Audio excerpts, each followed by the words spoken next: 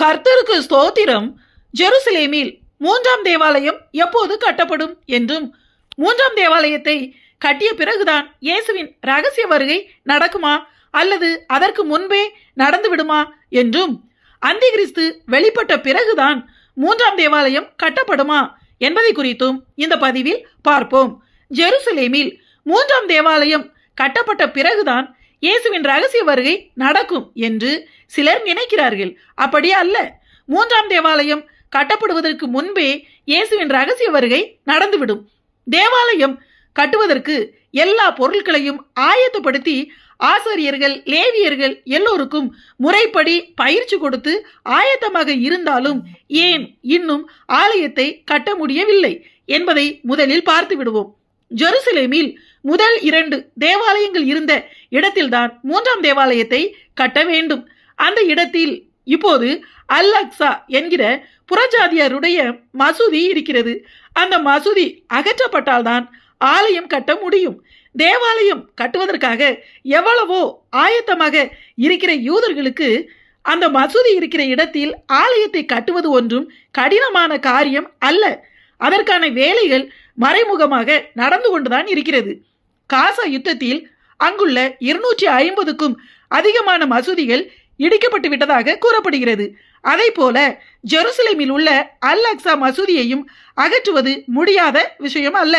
1967 Jerusalem இஸ்ரேலுக்கு கிடைத்த பிறகு தங்கள் தேவாலயத்தை எப்படியாவது கட்டிவிட வேண்டும் என்கிற விருப்பத்தில் இதற்கு முன்பு எத்தனை முறையோ அந்த மசூதி தாக்கப்பட்டிருக்கிறது. இப்போது அந்த மசூதி மிகவும் வலுவிழந்து எந்த நேரத்திலும் விழுந்துவிடக்கூடிய நிலையிலேயே இருப்பதாக கூறப்படுகிறது. எனவே தேவாலயம் கட்டுவதற்கு இடம் இன்னும் கிடைக்காததால் தான் தேவாலயம் கட்ட முடியவில்லை என்று அநேகர் யோசிக்கலாம். இந்த இடம் இன்னும் கிடைக்காமல் இருப்பதிலும் தேவனுடைய திட்டம் இருக்கிறது. காரணம், இடம் கிடைத்தால் யூதர்கள் உடனே தேவாலயத்தை கட்ட ஆரம்பிப்பார்கள். ஆனால் பரிசுத்த வேதாகமத்தின் வசனங்களின்படி 3ஆம் தேவாலயம் கட்ட வேண்டுமானால் அதற்கு முன்பு இயேசுவின் ரகசிய வருகை நடந்திருக்க வேண்டும். அந்திகிறிஸ்து வெளிப்பட்டிருக்க வேண்டும். ஆலயம் கட்டுவதற்கு அந்திகிறிஸ்து தான் உதவி செய்வான். ரகசிய வருகை நடப்பதற்கு முன்பாக அந்திகிறிஸ்துவால் வெளிப்பட முடியாது. அந்திகிறிஸ்து வெளிப்படுவதற்கு முன்பு கோகு மாகோகு என்கிற மிகப்பெரிய யுத்தம் நடக்க வேண்டும். அந்த யுத்தத்தின் முடிவில் தான் அந்திகிறிஸ்து வெளிப்படுவான். 3ஆம் தேவாலயமும் அந்த யுத்தம் முடிந்த பிறகுதான் கட்டப்படும்.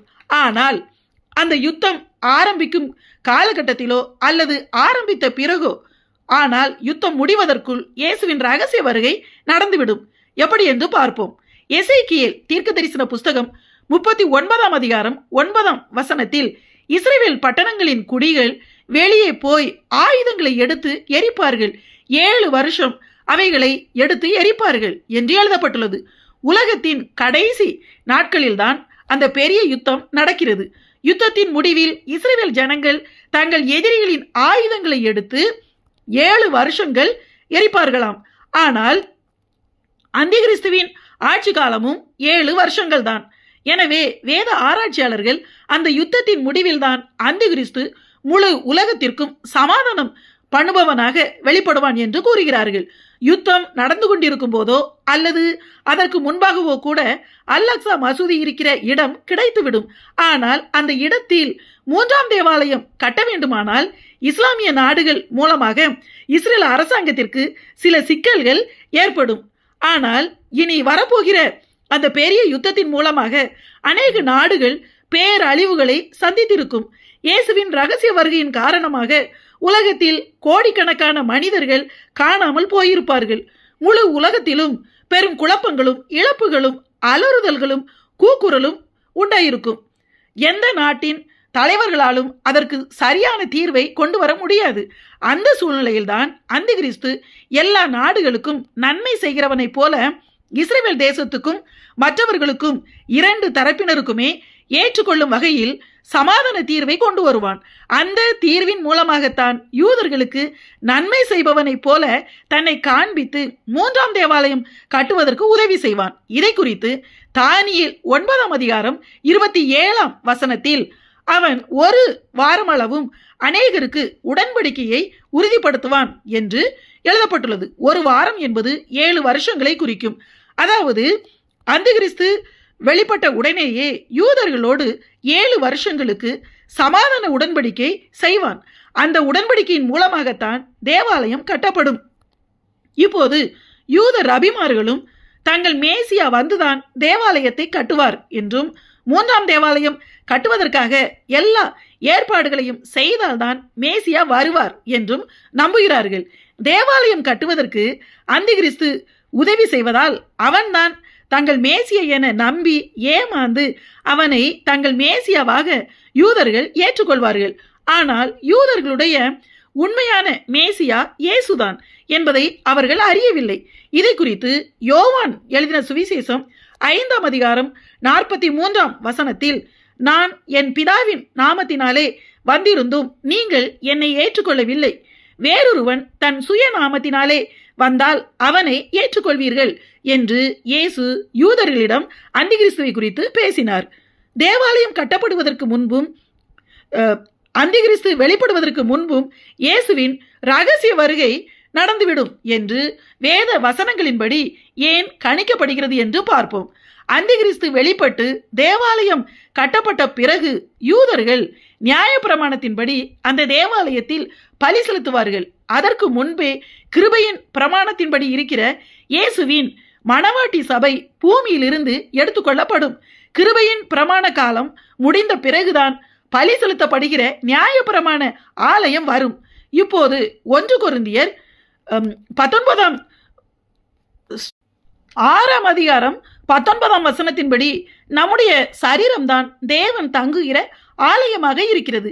எனவே இப்போது கிருபையின் காலத்தில் தேவனுடைய ஆலயமாய் இருக்கிற நாம் பூமியிலிருந்து அகற்றப்பட்டால்தான் நியாயப்பிரமாணத்தின் தேவாலயம் பூமியில் வரும். மேலும் கிறிஸ்துவின் சபை பூமியில் இருக்கும் வரை அந்திகிறிஸ்துவால் வெளிப்பட முடியாது. 2 தெசலோனிக்கேயர் 2ஆம் அதிகாரம் 6ஆம் 7ஆம் வசனங்களில் அவன் தன் காலத்திலே வெளிப்படும்படிக்கு இப்பொழுது அவனை தடை செய்கிறது இன்னதென்றும் அறிந்திருக்கிறீர்களே. தடை செய்கிறவன் நடுவிலிருந்து நீக்கப்படும் முன்னே அது வெளிப்படாது. நீக்கப்படும் போது அந்த அக்கிரமக்காரன் வெளிப்படுவான் என்று கூறப்பட்டுள்ளது. இந்த வசனங்களில் அக்கிரமக்காரன் என்பது அந்திகிறிஸ்துவை குறிக்கும் வார்த்தையாகும். தடை செய்கிறது, தடை செய்கிறவன் என்பது பரிசுத்த ஆவியானவரால் வழிநடத்தப்படுகிற கிறிஸ்துவின் சபையை குறிக்கும் வார்த்தைகளாகும். எனவே சபையானது பூமியிலிருந்து நீக்கப்பட்டால் மட்டுமே அந்திகிறிஸ்துவால் வெளிப்பட முடியும். இப்போது அந்த அக்கிரமக்காரனாகிய அந்திகிறிஸ்துவை தடுத்து வைத்திருப்பது கர்த்தருடைய சபைதான்.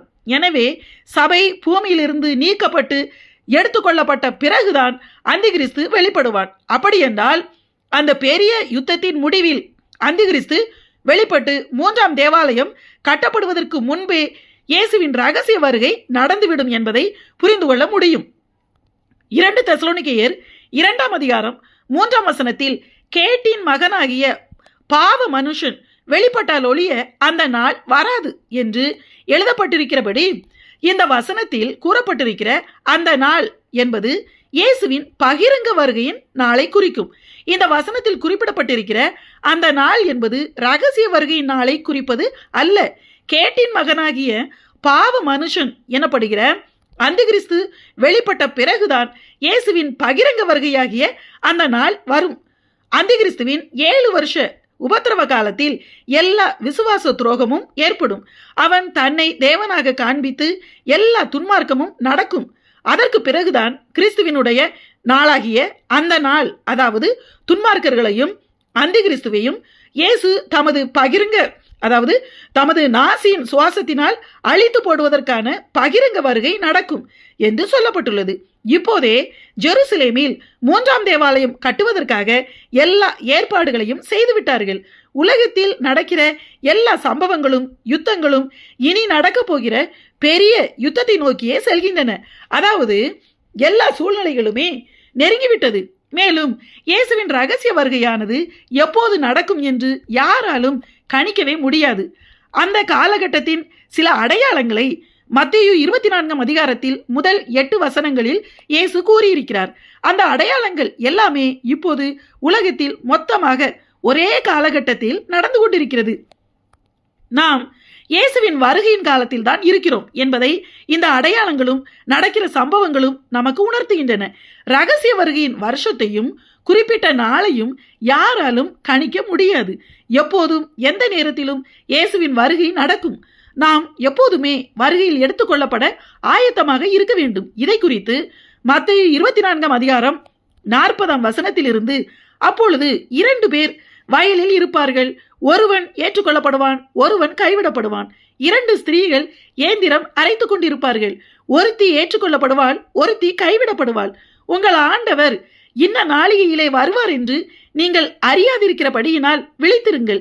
நீங்கள் நினையாத நாளிகையிலே மனுஷகுமாரன் வருவார், ஆதலால் நீங்களும் ஆயத்தமாய் இருங்கள் என்றும், வெளிப்படுத்தின விசேஷம் 3 அதிகாரம் 3 வசனத்தில், திருடனை போல் உன்மேல் வருவேன், நான் உன்மேல் வரும் வேளையை அறியாதிருப்பாய் என்றும், மார்க்கு 13 அதிகாரம் 32 வசனத்தில், அந்த நாளையும் அந்த நாளிகையையும் பிதா ஒருவர் தவிர மற்றொருவனும் அறியான், பரலோகத்தில் உள்ள தூதர்களும் அறியார்கள், குமாரனும் அறியார் என்று இயேசுவே கூறியிருக்கிறார்.